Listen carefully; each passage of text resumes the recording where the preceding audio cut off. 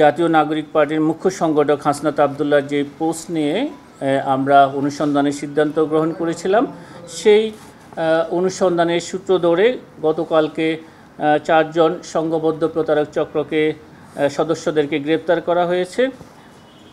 বাকি একজন ছিল সোহাগ পাটোয়ারি, যিনি নিজেকে একজন সংবাদকর্মী, কখনো এটি এএফসি চ্যানেলের প্রতিনিধি, কখনো সমকাল প্রতিনিধি, কখনো এশিয়ান টেলিভিশনের প্রতিনিধি হিসাবে বিভিন্ন জায়গায় জনসাধারণকে প্রতারিত করে আসছিলেন। আমাদের গতকালকের অভিযানের সময় তিনি পালিয়েছিলেন, কিন্তু তার বাড়ি থেকে জব্দকৃত Sony digital HD camera, broom, selfie stick, 2টি পাসপোর্ট এবং সমকাল পত্রিকার নামে আইডি কার্ড, সমকাল, এশিয়ান টিভি, এএফসি টিভি সহ বিভিন্ন প্রতিষ্ঠানের পদধারী সোহাগ পাটোয়ারি নামীয় ভিজিটিং কার্ড, সোনালী ব্যাংকের চেক বই, মোবাইল সেট ইত্যাদি তার বাসা থেকে জব্দ করা হয় এবং তাকে গ্রেপ্তার করা সম্ভব হয়নি। ওই অভিযানকালে আমরা র্যাবকে আন্তরিকভাবে ধন্যবাদ জানাই। কাল রাতেই সোহাগ পাটোয়ারিকে তারা গ্রেপ্তার করতে সক্ষম হয়েছে এবং তাকে রাতেই রমনা মডেল থানায় তাকে সুপর্দ করা হয়েছে এবং আজকে সেই সোহাগ পাটোয়ারিকে অন্যান্য 4 জন আসামির সাথে এই সংঘবদ্ধ প্রতারক চক্রের মধ্যে যিনি রয়েছে মোহাম্মদ সেলিম, মোহাম্মদ তরিকুল ইসলাম, মোহাম্মদ আতিক এবং আবদুল্লাহ সোহাগ পাটোয়ারিকে নিয়ে 5 জন প্রতারককে বিজ্ঞ আদালতে আজকে হাজির করা হয়েছে। এর আগে আমরা আপনাদেরকে বলেছিলাম যে প্রাথমিক জিজ্ঞাসাবাদে এই আসামিগণ দীর্ঘদিন ধরে দুদকের চেয়ারম্যান, মহাপরিচালক, পরিচালক সহ বিভিন্ন পর্যায়ের কর্মকর্তাদের নাম, পরিচয় এবং ছবি হোয়াটসঅ্যাপ সহ অন্যান্য সামাজিক যোগাযোগ মাধ্যমে ব্যবহার করে প্রতারণাপূর্বক অর্থ হাতিয়ে নেওয়ার কথা স্বীকার করেছেন।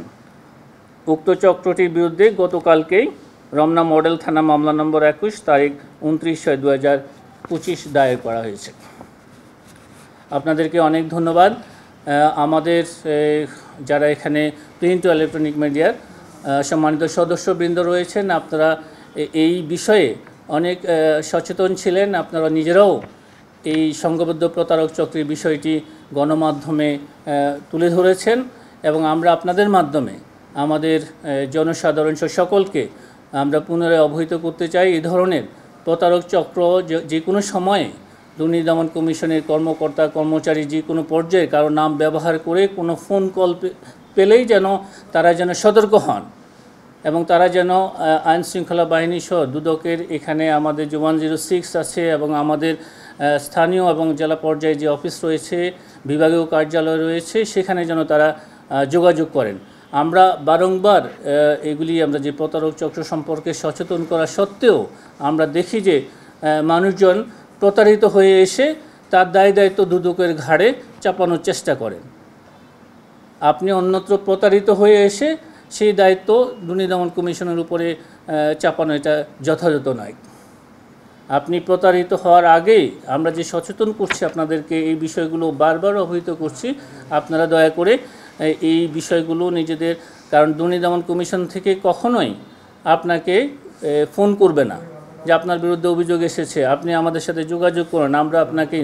আরেকটা জিনিস আমরা বুঝি না যে যার বিরুদ্ধে কোনো অভিযোগ দুর্নীতি দমন কমিশনে নেই তার কেন ক্লিয়ারেন্সের সার্টিফিকেট দরকার হবে, তিনি কেন প্রতারকদের কাছে বারবার ক্লিয়ারেন্স সার্টিফিকেট চাইতে যাবেন। এই জিনিসগুলো আমাদের কাছে বোধগম্য নয়। দয়া করে আপনারা এই সমস্ত প্রতারকদের কাছ থেকে যে কোনো ধরনের প্রপোজাল পেলেই যেন আপনারা সেগুলি গণমাধ্যম কর্মীদের যারা এখানে কাজ করেন তাদের সহায়তায়ও নিতে পারেন, তাদের কাছ থেকে বিষয়গুলো নিশ্চিত হতে পারেন এবং আমাদেরকে সেগুলি আমাদের জেলা অফিস, বিভাগীয় অফিস এবং প্রধান কার্যালয়ের আমাদেরকে জানাতে পারেন এবং আমাদের যে হটলাইন আছে 106 সেখানে আপনারা দয়া করে অবহিত করবেন।